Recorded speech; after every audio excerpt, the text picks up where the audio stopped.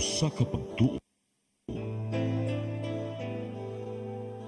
usa ka tingog, usa ka katawhan.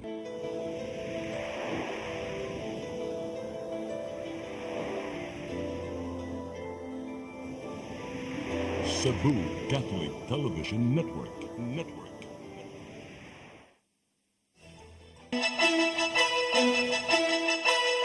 Uluhan sa mga balita sa Sayri 47, kapin 3,000 ka mga pulis ug force multipliers ipakatap sa Sinulog Grand Parade. Hepe sa Tuburan Police Station namatay, kapulisan nagbangutan. Certificate of Finality ug Entry of Judgment batok kang dismissed Mandawi Mayor Jonas Cortes gi-issue sa Comelec N-Bank. 13 anyos nga bata napaig sa sunog sa Barangay Dulho Fatima ning Dakbayan sa Sugbo.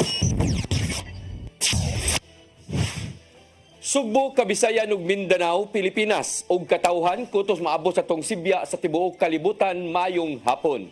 Live kita karon sa CCTN Channel 47 ug kini ang tulumanon sa nag-unang kasayuran nga angay natong masayran. Sa nga ni Attorney Danica Caballes, ako si Dennis Tabar ug kini ang Sayri 47.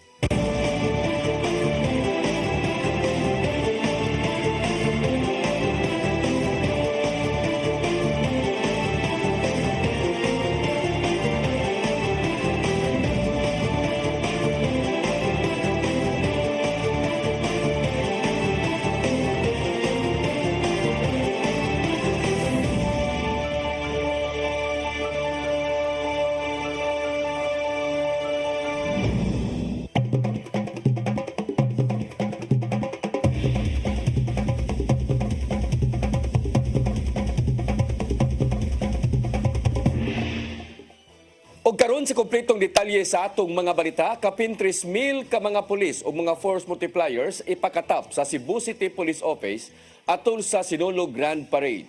Liquor ban o gun ban irekomendar kung girekomendar nga ipatuman sa adlaw sa Sinulog. Ang kasayuran ihatod ni Arnold Bustamante. Kapin sa 3,000 ka mga pulis mga force multipliers ang ipakatap sa Cebu City Police Office atol sa Sinulog Grand Parade sa Enero 19. Mato ni Police Colonel Antonieto Cañete, ang hepe sa kapulisan sa Dakbayan Sugbo, nga hugot ng ilang nga pagpanganda malang sa paghatag sa seguridad sa labing dako nga kalihukan sa Pilipinas nga gilauman nga dugukon kini sa daghan nga mga bisita tungod sa pagbalik na sa naandan nga rota sa Sinulog. Gidugan ni Cañete nga posibleng madugangan pa ang 3,000 ka mga personel nga ipakatap sa kadalanan sa gritula pamanusab ang ubang ahinsya sa gobyerno mipasalig. Gilauman usab sa CCPO nga moapil usab ang community organization sa pagpadala og mga tawo nga motabang sa crowd control. Sa Miyerkules, Enero 8, 2025, ipahigay ng send-off ceremony. Din sugdan usab sa pagpakatap ang mga personel alang sa mga kalihukan sa Sinulog. Gawas niini, miduso na og rekomendasyon ng CCPO ngadto sa kagamanan sa Dakbayan Sugbo nga ipatuman ang liquor ban sa ruta sa Sinulog tungod kay gusto ni Cañete nga dili mabalda ang Grand Parade. Apan ang ipasabot nga dili tanang lugar sa syudad sa Sugbo ang ipaubos sa liquor ban sanglit may mga bisita nga mag-enjoy sa pagsaksi sa Sinulog pinagi sa pag-inom og ilimnon nga makahubog. Regulated lang, then they can enjoy also yung drinking session, but of course regulated lang, no? Meron tayong areas na hindi pwede, and there's also areas na pwede sila. So that is subject to the discretion of the local chief executive on how to determine and what places that they can of course intake liquors and those cannot admissible that they can take liquor. Nagip silang request sa Police Regional Office 7 ang pagpatuman sa gun ban sa susunod semana.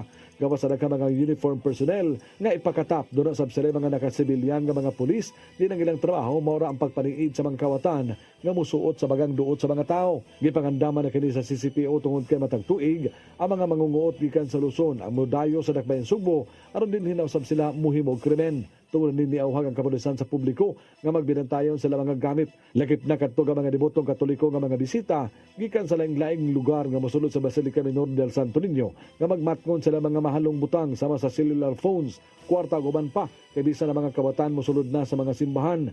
Subay silang pagpangandam sa seguridad sa Sinulog, palambuon pa sa CCPO ang ilang anti-criminality and law enforcement operations aron hipuso na mga padlungon sa syudad sa Sugbo. Arnold Bustamante, CCTN News. May pasalig ang grupo sa mga fraternities o sororities sa Dakbayan sa Sugbo ngadto sa kapulisan nga mutabang sa pagpatuman sa kahusay ug kalinaw sa mga kalihukan sa Sinulog Grand Parade. Kini ang gilangkuban sa mga sakop sa Alpha Kappa Rho, Tau Gamma Pi, United Continental Eagles Club ug uban pang mga kahugpungan. Ang mga representante sa unom ka mga dagkong fraternities nakigtagbo ni Cebu City Police Chief Colonel Antonieto Cañete uban sa mga opisyal nini ug ni pirma sa mao nga pasalig. Gihangop ni Cañete ang gihimo sa maong mga grupo nga motabang sa pagpatunhay sa kahusay ug kalinaw sa mga kalihukan sa Sinulog. Ilabi na nga gibalik na ang naandan nga ruta sa Grand Parade din ang grupo adunay daghan nga mga miyembro nga kun adunay usa ka sakop niini nga magpabadlong sila na mismo ang musita og modisiplina niini.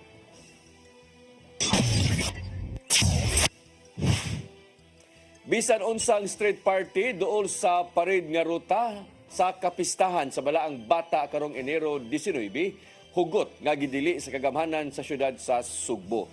Giluwatan kini ubos sa Executive Order number 31 nga pirmado ni Mayor Raymond Alvin Garcia karong adlaw. Ang kasayuran ihatod ni Gian Navarro. Gidid-an na sa Cebu City Government ang pagpaygayon og street parties og limitahan ang pagpamaligya og ilim ng makahubog ato sa Sinulog Grand Parade. Naukman kini ni Mayor Raymond Alvin Garcia human sa ilang coordination meeting uban ang mga hingtungdang otoridad.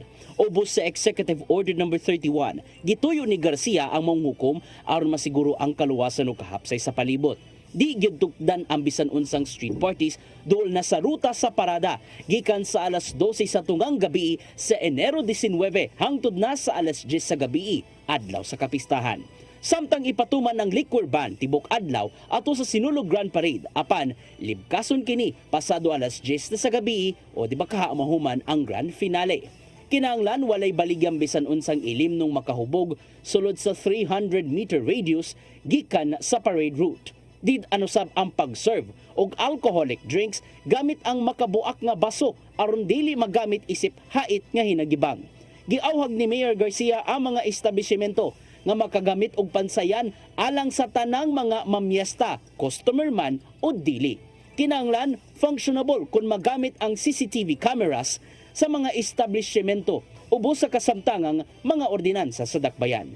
Pirmado ni Garcia ang Executive Order number 31 karong adlaw human na pahimutang ang tanang mga lagda sa seguridad nga may tabo ato sa kapistahan sa balaang bata. Okay, just know that I want that the roads are free from any obstruction. And so that is why I am banning street parties.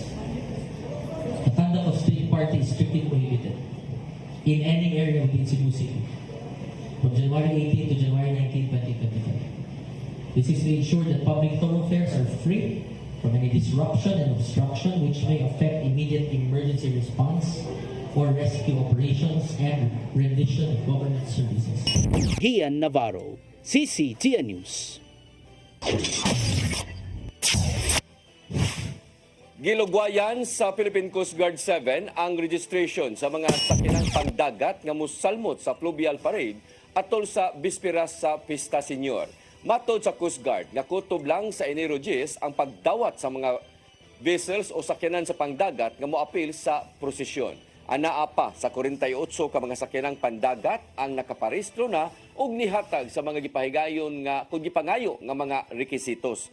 Kinahanglan nga muhatag ang tag-iya o passenger ship safety certificate, minimum safe money nga certificate, photocopy sa boat captain o uban pa aron kini malista. Mahimong makasalmot ang mga barko nga naa sa 300 gross tonnage ang gidakon ingon man ang mga gagmay nga motorbangka.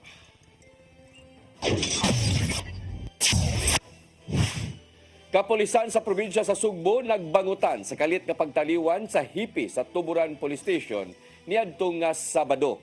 Tanan nga bandera sa mga police station o lalawigan ug sa provincial command nakahapmas timaan sa ilang kaguol. Ang kasayuran ihatod ni Arnold Bustamante. Nagbagutan ang tibok pwersa sa kapulisan sa Nalbiga sa Sugbo human sa pagtaliwan sa kalibutan sa hepe sa Tuburan Police Station nga si Police Lieutenant Colonel Glenn Hefe sa edad nga 52. Si Hefe napalga na lang wala na kinabuhi sa sulod sa iyang lawak sa police station alas 5:30 sa hapon itong Sabado nga nag-ubo og ang duha ka mga kamot niini naggunit siyang tiil. Gituhuan siya nga mga sakop nga giatake sa kasing-kasing si Hefe. Tungod kay niya nang udto misaka kini siya nga lawak tungod kay naglain ang lawas og nagsakit usab ang tiyan niini. Si Police Colonel Jovito Atanasio ang officer in charge sa Cebu Police Provincial Office nasubo sa ginangatan siyang usa sa labing maayo nga motrabaho nga station commander. Iyang gihulagway si Hefe nga model of leadership, integrity ug dunay dedikasyon sa trabaho. Nailhan niya kini nga walay kakapoy sa pagserbisyo sa komunidad aron makabuot ang kahusay kalinaw sa iyang jurisdiksyon. Gawas niini nakuha ni Hefe ang respeto sa mga kauban ng pulis, mga lokal nga opisyal sa matag lungsod, din sa mga lagad ug sa mga munupyo. Ubos sa pagdumala ni Hefe si Pangulo sa Kapulisan sa lungsod sa Tuburan. Daghan kining nahimo labi na ang ilang nga subsub nga operasyon, batok kriminalidad ug illegal nga kalihukan. Tanang bandila sa mga police stations na gitna sa kampo sa CPPO nakahapmas na. Timaan sila nga pagbangutan sa kamatayon ni Hefe. Si Hefe nasulod sa Philippine National Police nitong Agosto 9, 1996 ug nahimong operatiba sa Cebu City Police Office ato sa pagpatuman sa war on drugs. Si Hefe ang usa sa gibutang nga Hepe sa Regional Special Operations Group sa Police Regional Office 7. Didahang illegal nga druga sa nasakmit. Nahimo sab siya nga Hepe sa Banamban Municipal Police Station o pipila ka buwan gibalhin kini sa headquarters sa CPPO una gidestino sa lungsod Tuburan. Kasamtangan nga gihaya ang pateng lawas ni Hepe sa St. Peter sa Dalan Burgos sa Dakbayan sa Sugbo. Arnold Bustamante, CCTN News. Mosunod, Certificate of Finality ug Entry of Judgment batok ang dismissed Mandawi City Mayor Jonas Cortes gi-issue sa Comelec and Bank. Kana og daghan pa mga balita sa pagbalik sa Saire 47.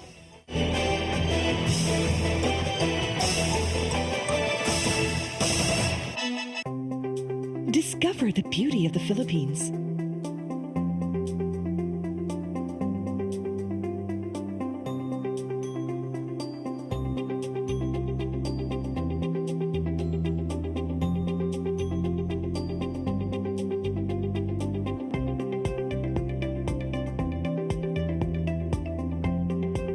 With Philippine Airlines, the country's flag carrier.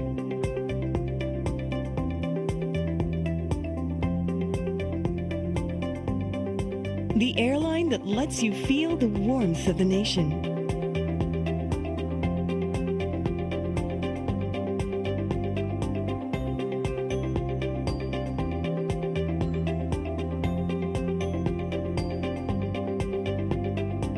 Mabuhay!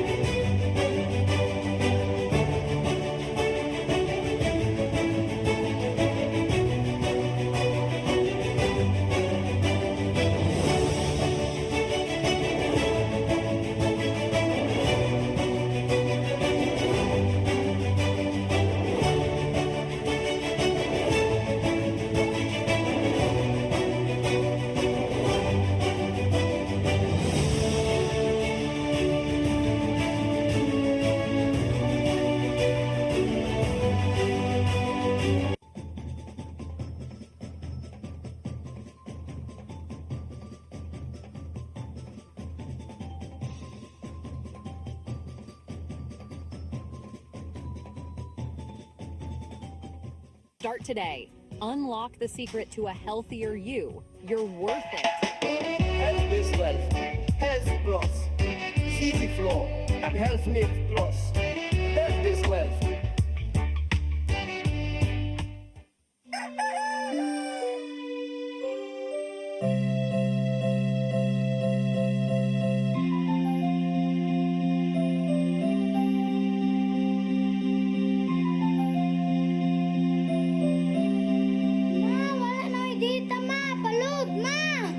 Sorry ma'am, na-late ko. Nangita pa mong para internet sa kong anak ma'am. Ay, wala na yung problema. Mag-sinisibo. Sinisibo, sinisibo. For your internet connection. And for the signal of your cable TV. So fast and straight that transmission to your phone. Sinisibo. Sinisibo, sinisibo. Offers you to have fiber optics. For your viewing experience, perfect and clear so far. So great and affordable for you to enjoy. Sinisibo. Cine Cebu Television Network Incorporated offers fiber to the home broadband internet bundled with fiber to the home cable TV connection. Cine Cebu Television Network Incorporated with its operation in Metro Cebu and the whole province of Cebu soon. And affordable for you to enjoy. Sinisibo.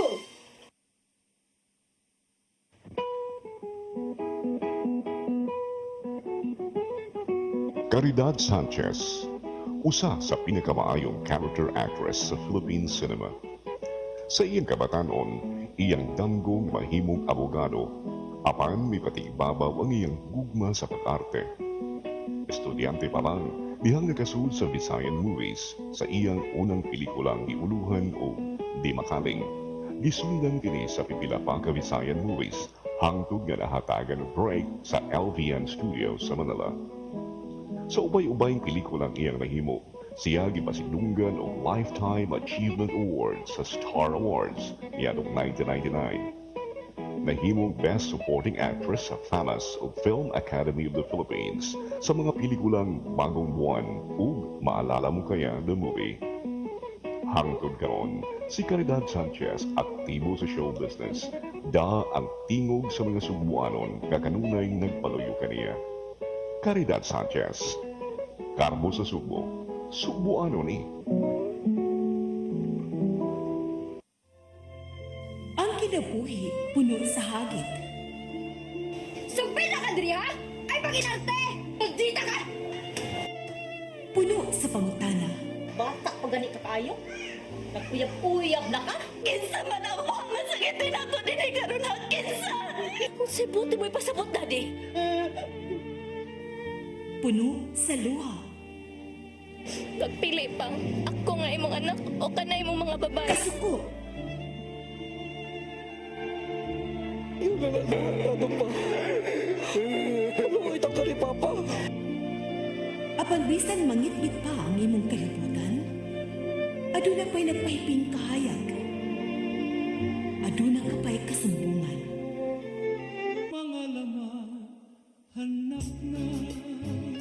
Dear Tatay,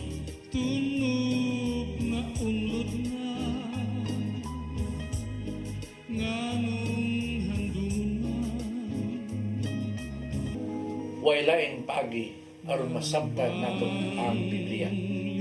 Kinahanglan nga doon na tayo relasyon kang Isus. Hangtod sa layan natong panaguban, daghang salamat. Shalom.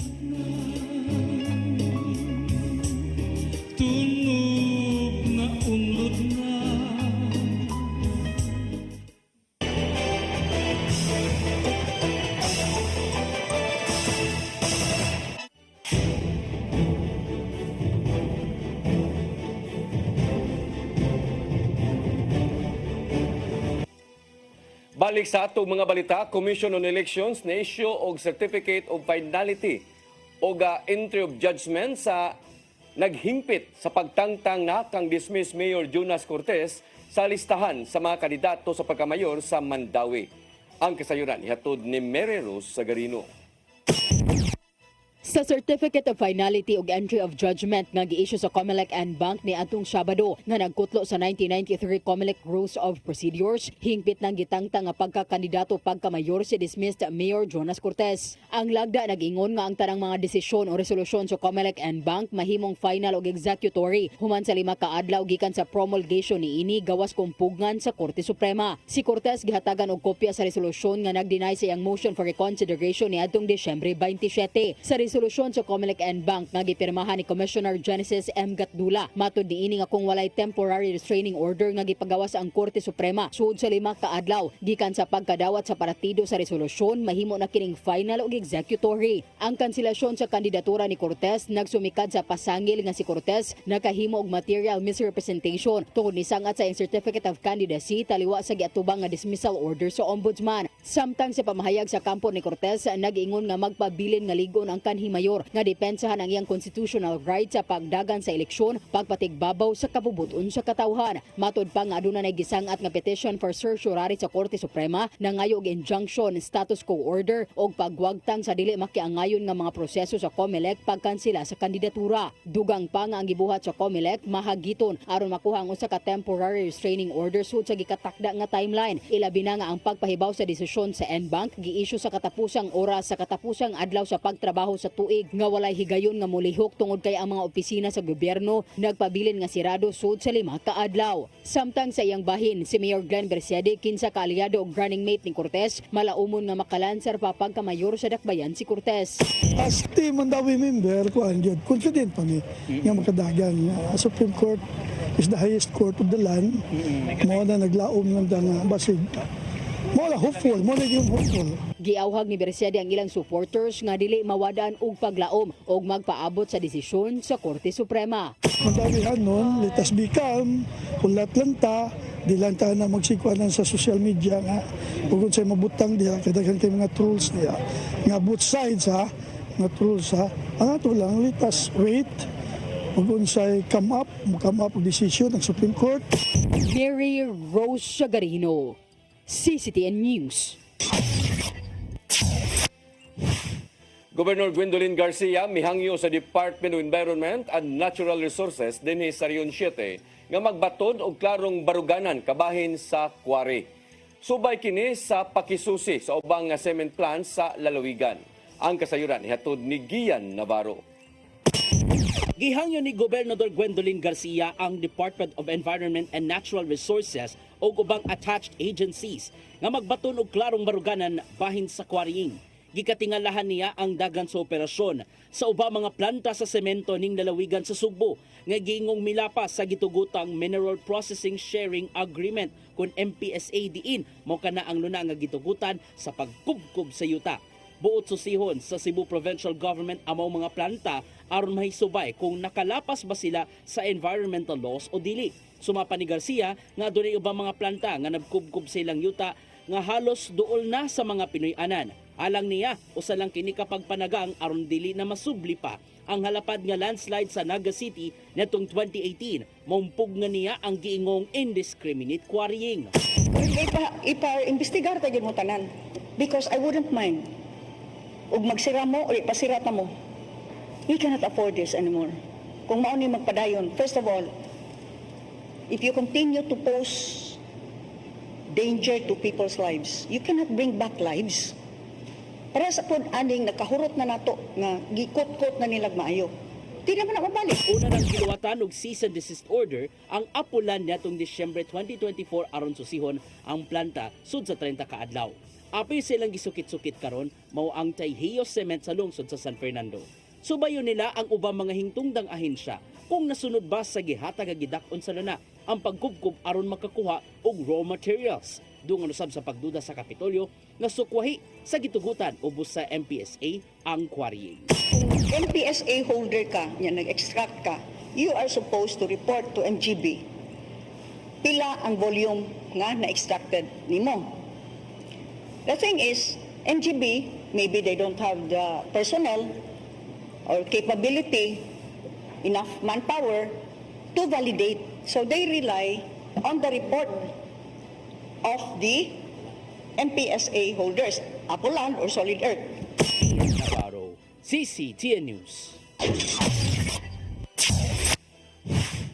Ordinansahon nga maghatag og 7,000 pesos nga gratuity pay sa mga contract of service o mga job order employees sa Mandawi City Hall napasar sa sesyon sa konseho sa syudad. Gawa sa maong pahalipay, hayan mahatagan usab karong buwana og salary adjustment ang mga empleyado. Ang kasayuran ihatod ni Mary Rose Sagarino. Napasar kaganinang buntag sa sesyon sa Konseho sa Siyudad sa Mandawi ang ordinansahon paghatag og gratuity pay sa mga contract of service o job order employees. Today man nato na-approve no ang ordinance, so we have to wait nga magawas pud ni sa SB Secretary gyud ang final ng unsigned ordinance para makasugod na og process kay tungod kinahanglan man to nila ang signed ordinance di man ta maka-process sa payroll for this one if wala. Ang gratuity pay moabot sa 5,000 ngadto sa 7,000 pesos depende sa gidugayon sa serbisyo sa job order employees. Ang budget kuhaon sa General Fund sa Mandawi kinigilauman nga mahatag karong buwana. Ang paghatag og gratuity pay subay sa Administrative Order No. 28 ni Presidente Ferdinand Marcos Jr. pag-ila sa ilang kahago og ilang partisipasyon sa pagpatuman sa nagkalain-laing programa sa gobyerno. Samtang gawa sa gratuity pay gikatakda usab nga madawat sa mga empleyado sa City Hall ang 5,000 pesos nga salary differential. August up to service rendered August up to November. Yeah. Kuan nag-process siya kay di ba dugay man to siya na kuan ba so mo to gipaspasan but nag-process na to siya. Ang salary differential mao ang first tranche sa adjustment sa sweldo sa mga empleyado sa gobyerno sa lokal nga kagamhanan. Kinisubay sa Local Budget Circular No. 160 nga gi-issue sa Department of Budget and Management human sa Executive Order ni Presidente Ferdinand Marcos Jr. niadtong Agosto. Naglangkob sa civilian government personnel sa Executive, Legislative o Judicial Branch, Constitutional Commissions, Offices, Government-Owned Control Operations o mga local government units. Mary Rose Sagarino, CCTN News. 15 ka mga LGU nangandam na alang sa umabot nga Suroy-Suroy Sugbo Northern Escapade. Pagkahuman sa Sinulog, aron makapadayon sila nga makadawat og mataglungsod og tag 2 milyones pesos nga hinabang nga kwarta alang sa infrastructure project. Ang kasayuran ihatod ni Giyad Navarro. Muhatag si Gobernador Gwendolyn Garcia og tag 2 million pesos nga infrastructure aid ngadto sa mga LGU sa amihan ng bahin sa lalawigan nga mosalmot sa umaabot nga Suroy-Suroy Sugbo Northern Escapade. Kini aron magamit sa mga gikinahanglang pasilidad ug ubang gamit nga makatabang aron pagdani sa mga manuroy sa ilang dapit. Resulta kini sa nimong subsub nga pagpangandam sa 15 ka mga LGUs aron pagpahigayon sa mga tourism program nga may tabo karong Enero 23 hangtod 25. Suma pa ni Garcia nga gituyo ang pagpangandam sa Northern Escapade isip sumpay na sa mga festivities pagkahuman sa Sinulog Festival. Mong apil sa mga mosalmot ang mga balikbayan gikan sa laing nasod nga gusto makasinati sa kanindot sa matag lugar sa lalawigan sa Sugbo. Kay nadungan magudnis mga manguli gikan sa other parts of the world, Amerika, mga balikbayan who really come home for the Sinulog. So tied up ni sa Sinulog. Mao nang ako ang grupo gyud. Ang ginisab ni Garcia ang mga resort operators nga himununtang barato ang bayranan aron kapahulayan sa uban pa mga bisita. Samtang nakigalayon ng Provincial Tourism Office sa ubang accommodation facility aron pag-atiman sa uban pa. Kay this involves the livelihoods dili ni kay suroy-suroy per se. Nya gasto-gasto lang narabay di gusto ni gasto kuno kay ira lang kuno ipakaon sa iyang feeding program taon pud kaluoy. Namo po tayo feeding, bada na si Kibaw. Sa tagila umanusab niya ang presensya sa mga political figures, ilabi na kato mga mukandidato karong eleksyon nga magabaton og igong exposure nga sa publiko. Sanglit na paglantawan mismo sa gobernador nga makahatag og higayon ang mga konstituente nga mahimong kabahin sa maong Premier Tourism Program sa Kapitolyo. I guess ganahan gina sila mo kuyog kay you can imagine the exposure that they will have. Kada stop nato, it's like daghan gyud kaayong tao. It is not only the local government, apil pa ang uban po nga gusto mo tanaw. Navarro, CCTN News. Gitugyad kaganinang buntag sa kagamhanan sa syudad sa Mandawi, pinaguluhan ni Mayor Glenn Bercedi ang usa ka pick-up nga sakyanan ngadto sa Coast Guard. Gilauman nga makatabang ang sakyanan sa ilang operasyon, nagplano usab ang Coast Guard nga butangan o blinker ang sakyanan aron maggamit kini sa ilang roving o monitoring. Gawa sa Coast Guard, laing pick-up usab ang ihatag sa barangay nga wa makadawat sa sakyanan sa miaging tuig. Makatabang gud ani sir, di lang sa kuan para sa safeguard sa maritime kuan in case of disaster or relief operation. Dako gud ni matabang, sir. O kani makatabang kini sa Coast Guard. Ang tanang barangays nakatutuan active kayo sa mga tagaan naman. Kanya gi-identify naman sa TUS Council, approved TUS Council, both sides ang sa sa pikas na side o mo approve na kato mga barangays kapatagaan. Ang kani nangayupad na maray ang sa Coast Guard para pud pag hatag og pagpuno sa serbisyo sa Mandawi, makatabang sa Mandawi mo itong ato pong gaynan. Patayng lawas sa usa ka vlogger nga taga Olango Island nakit-a na kaganinang buntag human kapilan ng gisawm sa mga divers aron pagtultol diin ang maong lalaki gikatahong na missing kagahapong adlaw. Ang kasayuran ihatod ni Cristel Joy Filierca. Human sa 5 kahigayon nga pagsawom sa mga divers, nakita na pasado alas 11 kaganihang buntag ang usa ka lalaki nga gibanabanang ana sa kapin 30 anyos, human kini na missing kagahapong adlaw. Ang maong lalaki lumulupyo sa Basdako, San Vicente, Olango Island o gikatahong namana pasado alas 10 kagahapon sa buntag. Apan gikabala kasi ang mga kabanay nga nagabiin na lang wala gihapon kini makauli. Hinungdan nga ila kining gireport sa kapulisan pasado alas 10 kagabi. Nadawat ni Mayor Junior Dongchan ang maong impormasyon maong nagpadala siya og mga divers nga gilangkuban sa Senro, Bureau of Fire, Philippine Coast Guard, PNP ug uban pang mga ahensya aron mo rescue. Gisugdan sa mga divers pagpangita ang mga mananagat pasado alas 11 kagabi ug sa ilang pagsawom kaganihang alas 10 sa buntag didto na nila nakaplagan ang patayng lawas sa maong lalaki. Sa nakuha nga impormasyon sa mayor, unang nakit-an ang pana ug ang isda nga napana sa lalaki. Nakuha siya og 7 kilos. Nakuha niya ang 7 kilos na pana niya itong isda nga 7 kilos akong duda, iya gitong gigukod. Human makuha ang patayng lawas, gidala kini sa Marigondon Port. Mato ni Mayor Chan nga ang maong lalaki mao'y presidente sa Fisher Folk sa Barangay San Vicente ug usa kini ka vlogger. Cristel Joy Filierca, CCTN News. Mosunod, 13 anyos nga bata na paig sa sunog sa Barangay Dulho Fatima ning Dakbayan sa Sugbo. Kana og daghan pa mga balita sa pagbalik sa Sayre 47.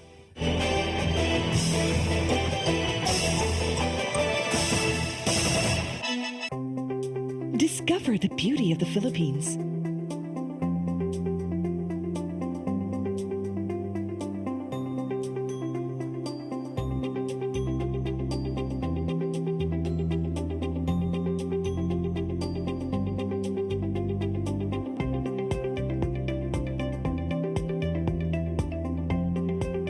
With Philippine Airlines, the country's flag carrier.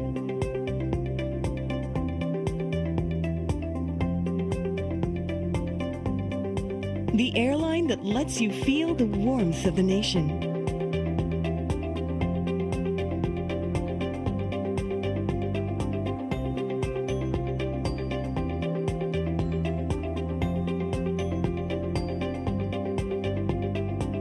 Mabuhay.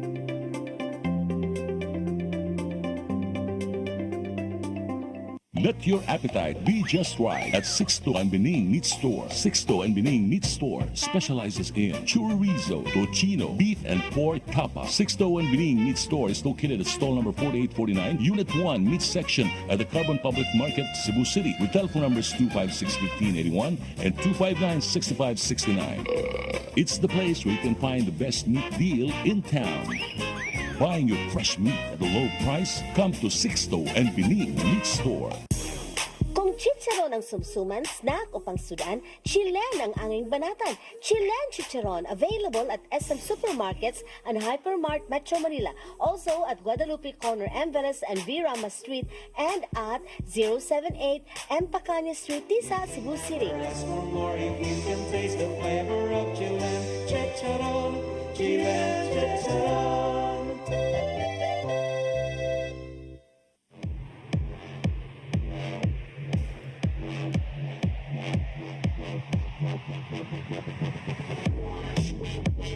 Catering services, call on Lourdes Food Products and Catering Services. They accept catering for weddings, birthdays, anniversaries, graduations, baptisms, conferences, seminars, house blessings, and other special occasions. Lourdes Food Products and Catering Services, located at 183 Katipunan Street, Tisa, Cebu City.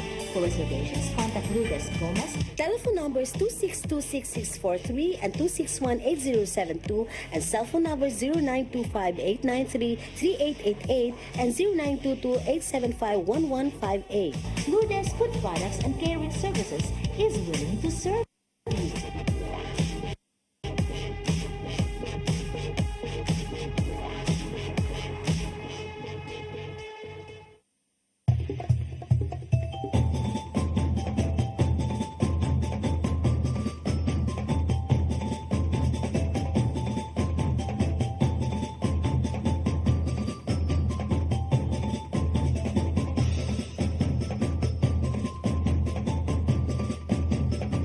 May the dance of the Sinulog Festival encourages us to celebrate life with enthusiasm and grace. Viva Pete Senior! Hala Bira! Pete Senior kang mama kini, Pete Senior kang papa kini. Viva Pete Senior!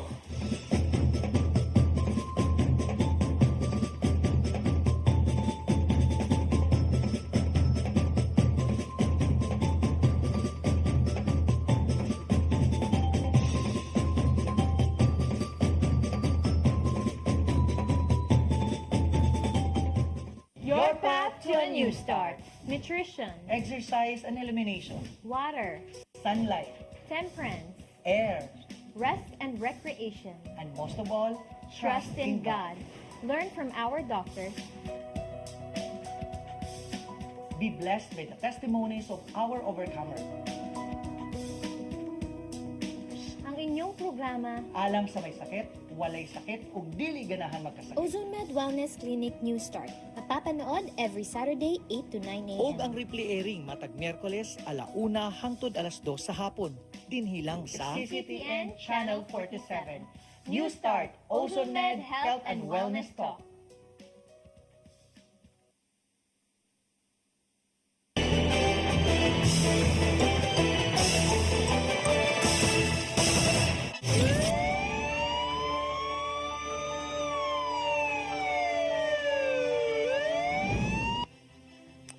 Balik sa atong mga balita, 13 anyos nga bata na palgang patay. Human ni Ulbo ang sunog sa barangay Dulho, Fatima, Dakbayan sa Sugbo. Samtang nadakpan ang nakabuak sa bintana sa barangay fire truck nga gipasingin lang naglangay sa pagresponde. Kung nakalangay sa pagresponde, ang kasayuran ihatod ni Cristel Joy Filerca. Patay ang usa ka 13 anyos nga bata human napaig sa dakong sunog nga niulbo kagahapon sa sitio Galili, barangay Dulho, Fatima, Dakbayan sa Sugbo. Matod sa Cebu City Fire Office nga natanggong si Renchford Ray Kahan sulod sa panimalay ni Marites Ibanez sa dihang nitumaw ang sunog pasado 3:00 sa kadlawon. Milanat ngadto sa kapin usa ka oras ang pagpawong sa kayo maong naugdaw ang moabot sa 25 ka mga panimay. Hangtod nga nakaplaga na lang sa mga bombero ang patayng lawas sa bata diin wala na kini makagawas human na igo sa debris. Mikabat ngadto sa kapin 900,000 pesos ang natalang danyos. Giatiman na sa Cebu City DSWS ang mga apektadong pamilya gikan sa pagkaon hangtod na sa financial assistance. Mihatag usab og hinabang ang city government ngadto sa pamilya sa mong bata apil na ang pagpalubong kaniya karong adlaw. Apa nahimong tensyonado ang nahimong pagtubag sa alarma sa dihang gibuak sa usa ka lalaki ang windshield sa fire truck gikan sa barangay Mambaling. Nasagmuyo ang dinakpang si Rafael Villaver kay wala unaha sa pagpasirit ang ilahang balay nga naapil sa pagkasunog. Maong gipahimong taniya sa kalagot ang windshield sa maong fire truck. Nangayo hinuon siya og pasaylo sa mga otoridad human ni arang-arang ang iyang gibati. Apan desidido si Barangay Kapitan Celar Salvador sa pagpasaka og kaso batok kang Villaver, sanglit gipa nag-iyaman sa gobyerno ang maong fire truck. Mag-atubang siya og kasong indirect assault, malicious mischief og kalapasan sa RA 9514. Crystal Joy Filerca, CCTN News.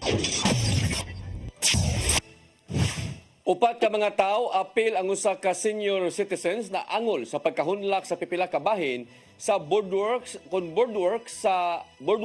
sa Marine Sanctuary sa San Vicente, Olango Island. Mayor Jonas Ahong Chan ni issue na og cease and desist order aron masirado ang mao nga boardwalk.